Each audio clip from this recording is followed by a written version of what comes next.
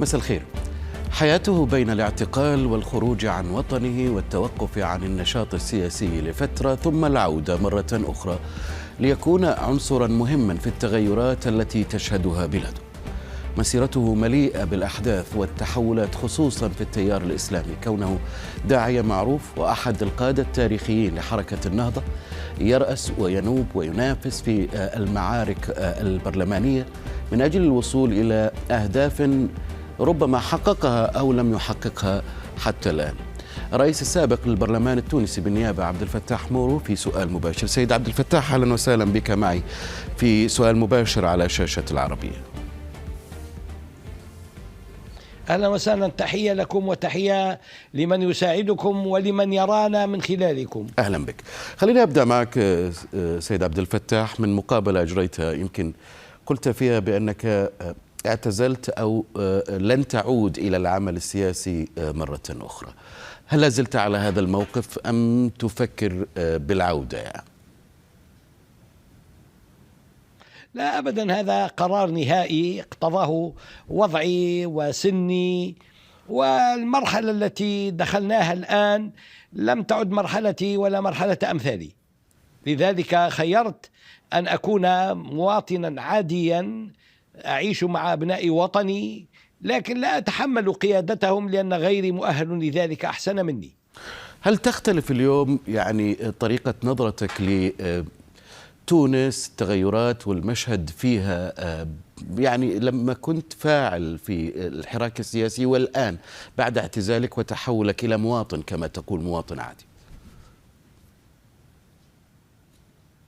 لا، يعني المسار كأنه متكامل، لأن ما نراه اليوم من أحداث هو يعبر عن رغبة هذا الشعب في أن يتموقع، في أن يجد لنفسه طريقا، في أن يخط لنفسه مسارا، في أن يحقق لنفسه أهدافا. وهذا المسار هو مسار ليس سهلا، لأنه مسار تغييري تختلف عليه الآراء والأفكار، ولكن يبقى طبيعيا أن يوجد بين أفراد الوطن الواحد من الخلاف ما لا يتجاوز حدود الارتباط بالوطن ذاته، وأن يختلفوا داخل الوطن، وأن لا ينقلبوا على الوطن، وأن لا ينسوا حقوق الوطن عليهم. ما معنى ذلك يعني؟ كيف تفسره بشكل مبسط؟ معنى ذلك أن خلافنا ينبغي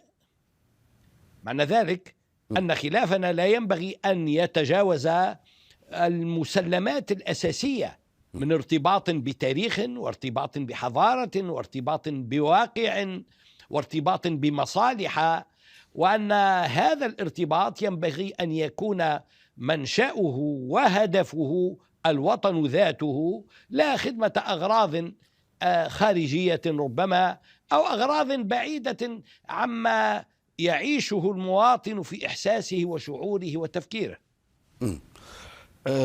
يعني هل تعتقد أنه اليوم الخلافات خرجت عن المسلمات الأساسية اللي وضعتها، اللي هي التاريخ، الحضارة، الوطن؟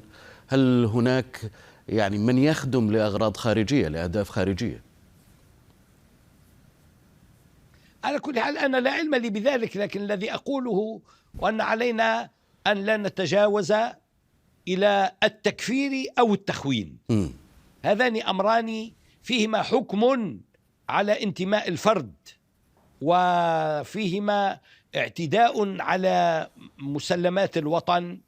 لا نكفر بعضنا ولا نخون بعضنا، وبعد ذلك كل الخلافات يمكن أن تحل. التجربة الأخيرة يعني المتعلقة بالانتخابات البرلمانية، يعني شهدت تونس ربما أقل مشاركة أو أضعف مشاركة، حتى العالم كله يعني كان يتحدث على أن حتى على مستوى العالم كانت المشاركة الشعبية في أدنى مستوياتها. ماذا يعكس ذلك برأيك؟ يبدو أنه يعكس خيبة أمل حيال السياسيين. أن المواطنين كانوا يتوقعون أن يكون السياسيون أكثر نضجا وأقدر على الخروج من الأزمة، وتراكمت الأزمات على الوطن، تنازل أزمة الكوفيد وأزمة الحرب القائمة في أوكرانيا اليوم، والتي ظهر عسرها على الحياة اليومية للمواطن، وشعر الناس بأن السياسيين لم يقدموا لهم حلولا، فيبدو أن عزوفهم عن التوجه إلى صناديق الاقتراع يرجع إلى هذا الشعور الذاتي، كأنهم يعتبرون أنفسهم قد خانهم السياسيون ولم يعودوا يشتغلون بمصالحهم ولا يحققون أهدافهم الذاتية. يعني أنت كنت داخل هذه العملية السياسية وحياتك كلها يعني تتموضع في هذه الحالة، في السياسة ثم الخروج والعودة. كنت فاعلا بشكل كبير يعني خلال فترة من الفترات، بالذات أثناء يمكن مع حركة النهضة التونسية. أنا أريد أن أسأل سؤال، أنت كمراقب كداخل أيضا في هذه، لماذا فشلت التجربة، تجربة الإسلاميين، تجربة حركة النهضة في تونس، تجربة الحكم؟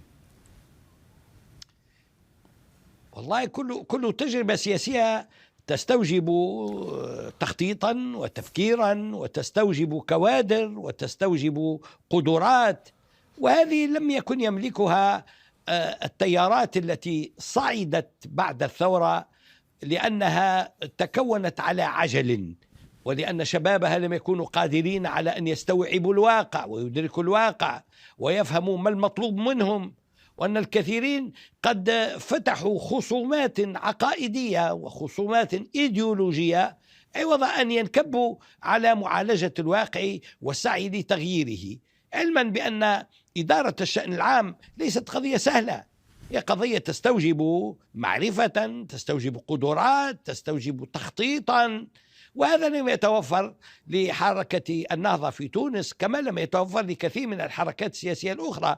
ولذلك في تصوري الفشل كان فشلا ذريعا للجميع بتفاوت المسؤولية فيه يقينا.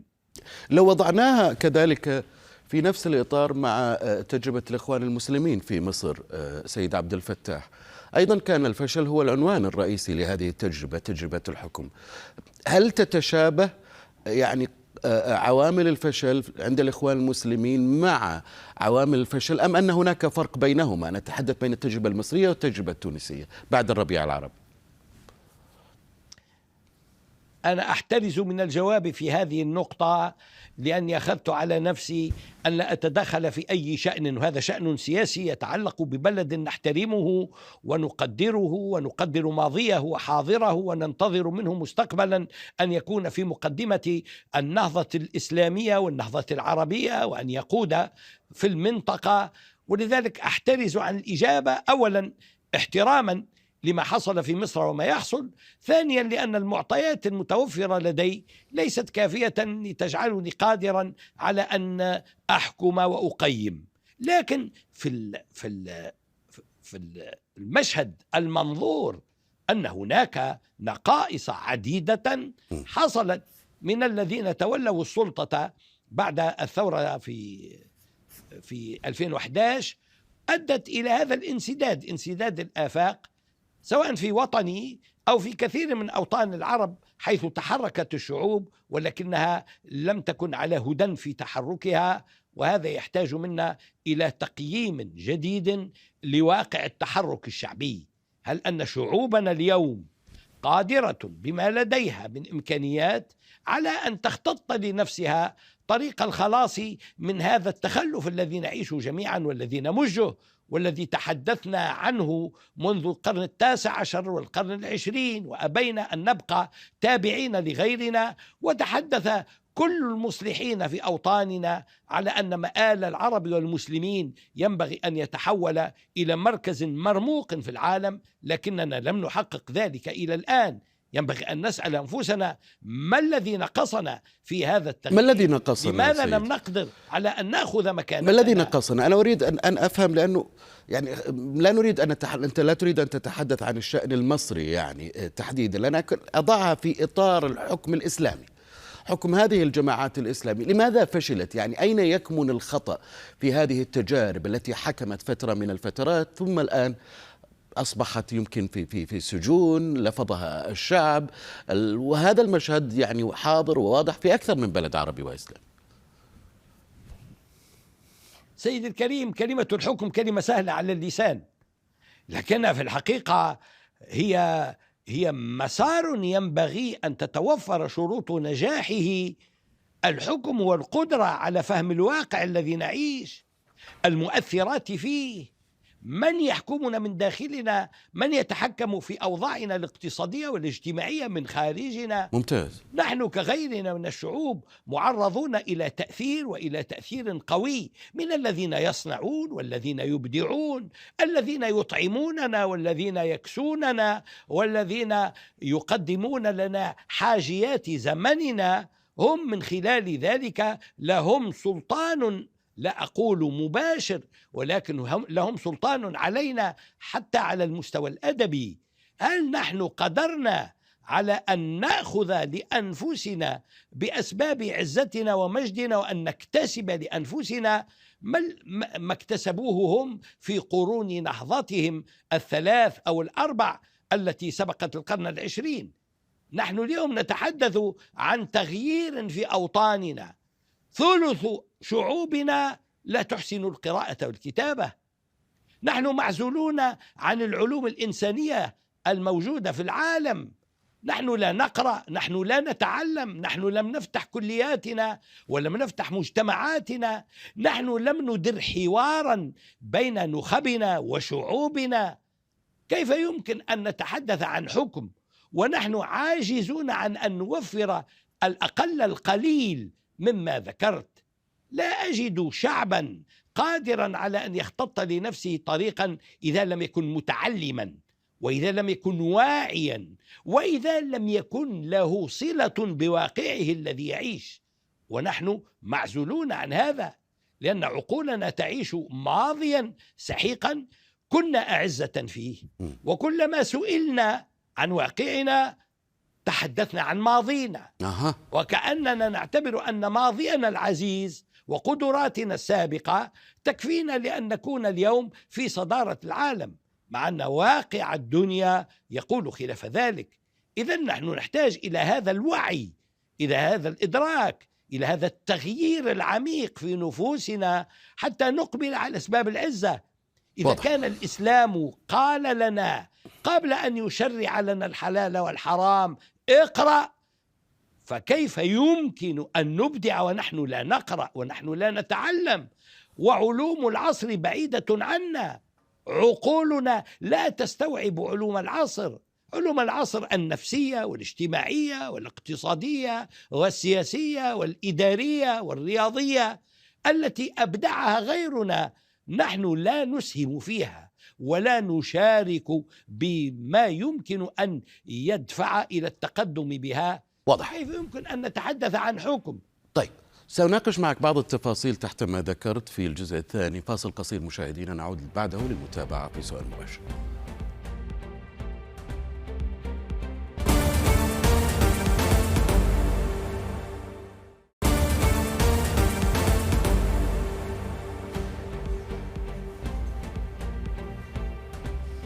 أهلا بكم من جديد. ضيفي في سؤال مباشر رئيس السابق للبرلمان التونسي بالنيابة عبد الفتاح مور. سيد عبد الفتاح، مرحبا بك.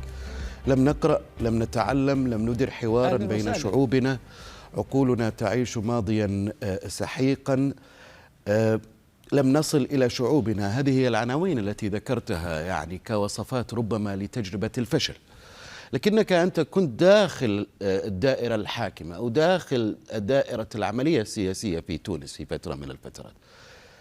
لماذا لم يعني تقم بفعل كل ذلك يعني في تلك الفترة حتى تخرج من هذه يعني المعادلة التي يعيشها اليوم ونشاهد أضرارها ونتائجها في الساحة التونسية؟ جميل جدا، هذا سؤال يعبر عن حسن ظنكم بي، لكن الذي تعلمه ونعلمه جميعا أن هذه التغييرات العميقة التي ينبغي أن تحصل في العقول والأفكار والمجتمعات لا يمكن أن يقوم بها فرد واحد مهما أوتي من قدرات، وأنا لست هذا الفرد. أنا فرد مع غيري أملك أن أعبر عن هذا التشوف، لكن هذا التغيير لا يمكن أن يحصل إلا إذا هدأت نفوس أفراد الشعب جميعا وفتح الحوار الوطني. نحن نحتاج إلى حوار وطني داخل وطننا، داخل بلدنا. جيد. لماذا لم يكن هناك حوار وطني أثناء يعني حكم على الأقل النهضة، أثناء فترة وجودك في البرلمان في داخل الدوائر السياسية؟ لماذا لم يبدأ بذلك؟ لم يبدأ بذلك لأن الناس كانوا مكممين قبل الثورة، فلما أزيل المانع أراد الجميع أن يتكلم ويتكلم في وقت واحد. لم نسمع بعضنا. نحن تشوفنا وشوقنا وعطشنا إلى أن نعبر عن أنفسنا جعلنا لا نحترم بعضنا، والذين يتكلمون في وقت واحد لا يبلغون ولا يدركون. نحن نحتاج اليوم إلى شكل من أشكال الهدوء ليتحدث الجميع وليفيد الجميع وليسمع الجميع. نحن نحتاج ألا نعتبر بعضنا عدوا لبعض، وأن نعتبر أن التكامل بيننا هو الذي يساعدنا على استيعاب الفكر المخالف. لا ينبغي أن نبقى نحن كقطرة الماء يشبه بعضنا بعضا، لأن الله لم يخلقنا لذلك. التنوع هو الذي يمكن أن يقودنا إلى التغيير، وينبغي أن نعود آذاننا على أن نستمع ما نحب وما نكره، وأن لا نقول إلا ما يحب غيرنا ولو كرهناه نحن. طيب، منذ أكثر من عام شهدت تونس تحولات كبرى يعني على الصعيد السياسي. أنا أتفهم أنك قلت بأنك لا تريد أن تتحدث كثيرا في الموضوع السياسي، لكن هو موضوع الساعة سيد عبد الفتاح، وأنت جل حياتك تقريبا كانت في إطار هذا العمل وإطار كل التحولات التي شهدها المشهد السياسي في تونس. فاعذرني أن أطرح عليك بعض الأسئلة في هذا الشأن. يعني قرار حل البرلمان، وضع دستور جديد، هناك من وصف ما يحدث من تغيرات بأنها بمثابة احتكار من الرئيس للسلطات. الرئيس التونسي برر هذه الإجراءات بأنها حماية لتونس وللشعب التونسي من الغارقين في الفساد. إجراءات يعني لتطهير المؤسسات الحكومية من الإخوان المسلمين كما يقول البعض أو يقرأها المراقبون. فبالتالي أنت كيف تقرأ المشهد اليوم وأنت خارج هذه العملية السياسية كمواطن تونسي؟ والله أنا منذ أن حدثت هذه الأحداث وأنا عايشتها وعاصرتها وكنت أشاهدها وأتابعها، ألزمت نفسي أن لا أعلق عليها، لأن ليس لي قدرة على أن أخرج من هذا الصمت فردا. أنا أستمع إلى مواطني كيف يعلقون. أرغب في أن تنتهي هذه المرحلة، تنتهي بوفاق وطني. ما حصل قد حصل، سواء كان إيجابيا أو سلبيا.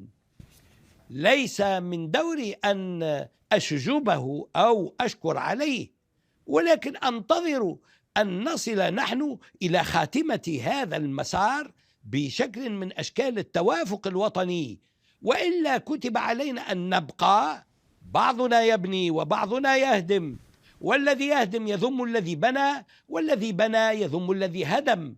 وبذلك لا يقام صرح أبدا. الصروح في الأوطان تقام بالتراكم، بأن يبني بعضنا على بناء بعض، يغير ما أمكن أن يغير، لكن نصل بعد ذلك إلى قدرة في أن ينظر بعضنا إلى وجه بعض. لكن فعليا هل تسير الأمور نحو توافق الآن سيد عبد الفتاح؟ المواطن هل يشعر بأن الأمور تتجه إلى توافق سياسي؟ هناك دعوات استمعت إليها وبكل اهتمام، لا أدري محتواها ولا مآلاتها، لكن يسعدني كمواطن يريد أن يعيش في وطن هادئ، يسعدني أن يقع الحديث عن ذلك، وأن يجتمع عقلاء الوطن ومفكروهم ونخبهم حول مثال يحتذى من قبل شعوبهم، لأن الخلاف على مستوى النخبة ينتقل إلى حراب على مستوى الشعوب، ونحن لا نرغب في أن نقع في ذلك. هل هناك من يحاول ضرب تونس من الداخل سيد عبد الفتاح؟ أنا لا أتهم أحدا في وطنيته، ولكن أقول إن الجاهل يفعل بنفسه ما يفعل العدو بعدوه. فالجهل يمكن أن يؤدي بنا إلى تخريب بيوتنا، ولذلك نحن نحتاج إلى رشاد، نحتاج إلى وعي، نحتاج إلى إدراك، إلى فهم، نحتاج إلى تعلم، إلى استلهام من غيرنا، حتى لا يتصور الواحد منا أن مفاتيح الدنيا والآخرة بيده هو وهو وحده. وهل هناك من يحاول يعني ضرب تونس ولكن من الخارج هذه المرة؟ سيدي الكريم، العالم اليوم قائم على أساس تحقيق مصالح، ولذلك طبيعي أن كل قوة تريد أن تجير لنفسها ما أمكن من أتباع يخدمون مصالحها. هل يقدرون على ذلك أو لا يقدرون؟ تونس في مقدمة الدول حسب التقارير الدولية سيد عبد الفتاح التي توشك على الانهيار الاقتصادي وربما الإفلاس. سيد عبد الفتاح، أنت تتابع هذه التقارير. تونس في وضع حرج جدا يعني. هذا الخطير لأنه اشتمعت علينا آثار الكوفيد مع الحرب الأوكرانية مع الجفاف الذي يعيشه الوطن منذ 7 أشهر تقريبا، وهذا أدى إلى ضحالة المواد الأساسية في البلد وإلى عدم توفر السيولة المالية التي تمكننا من أن ننزل على السوق العالمية لنقتني حاجياتنا، وهذا خطر كبير أحذر أبناء وطني من أن يتناسوه ولا يشعروا به. وكل ذلك يأتي أيضا في وقت تعصف فيه الخلافات بين تونس في كل المشاهد، على المستوى السياسي، على المستوى حتى الاجتماعي، على كل المستويات. بالتالي لا مخرج اليوم ربما كما يرى البعض من هذه الحالة في تونس، في ظل هذه الحالة من انسداد الأفق السياسي أولا الذي يمكن أن يصلح بعض الأمور الاقتصادية إذا ما نجحت. أنا في تصوري أن التوجه ينبغي أن ينصب على الواقع الاجتماعي والاقتصادي بشكل أساسي، لأن الجانب السياسي يمكن أن ينتظر. لا يمكن أن نتخاصم سياسيا ونحن جوعى، لا يمكن أن نتخاصم سياسيا وجزء من أبناء وطننا لا يجدون الحاجيات الأساسية. الشعب لا يهمه الخلاف السياسي، الشعب الذي يهمه هو توفير حاجياته. ينبغي أن نشجع على الإنتاج، على العمل، على التنمية.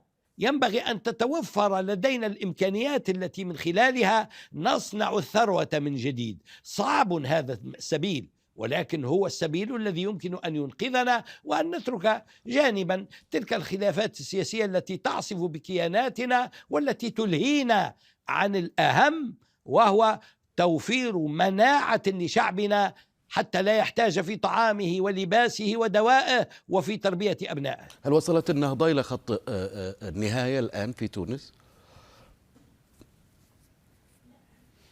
النهضة مبعدة عن الحكم، بعيدة عن الحكم كغيرها من الحركات التي أراد الشعب أن يبعدها. إذا كان هناك قرار لإبعاد حركة من الحركات فلا ضير في ذلك. أنتم تعلمون بأن الأحزاب في العالم الغربي تتداول على الحكم، يسقط الجمهوريون ويصعد الديمقراطيون، يبقون 8 سنوات، ينزلون، يسقط الثاني، العمال والمحافظون. هذا طبيعي جدا، ولا أتصور أن الحركات الإسلامية تريد أن تبقى في الحكم أبد الدهر، لأن الدوام ليس من شيمة الحركات السياسية. الحركات السياسية تعالج واقعا متغيرا، ينبغي أن تنسحب عن الحكم إذا لم تكن قادرة على أن تقدم لمجتمعها ما يصلحه. لا يعني ذلك أنها لا تصلح أبدا، وإنما يعني ذلك أن عليها أن تتطور، أن تأخذ بأسباب المعرفة، أن تفهم الواقع من جديد، وأن تحين خياراتها، وأن تقوم بالرقابة الذاتية على نفسها لتبين أخطاءها، تتبينها، وإذا أخطأت فلا تتأخر عن أن تقول أنا أخطأت، لأن الاعتراف بالخطأ فضيلة، بل الاعتراف بالخطأ سبب من أسباب القوة. لكن من أخطأ يجب أن يحاسب إذا كان يتحكم في مصير شعب، أليس كذلك سيد عبد الفتاح؟ يقينا يقينا الخطأ خطأان، خطأ سهو وخطأ عمد، وخطأ العمد يجب أن يحاسب صاحبه جزائيا، وخطأ السهو يحاسب صاحبه سياسيا. أنت مع إجراءات المحاسبة الآن للغنوشي الذي المرفوعة عليه قضايا، الذي يحمله الكثير يعني مسؤولية ما يحدث في تونس عن رموز حركة النهضة في فترة حكمهم؟ أنت مع هذا التوجه أم لا؟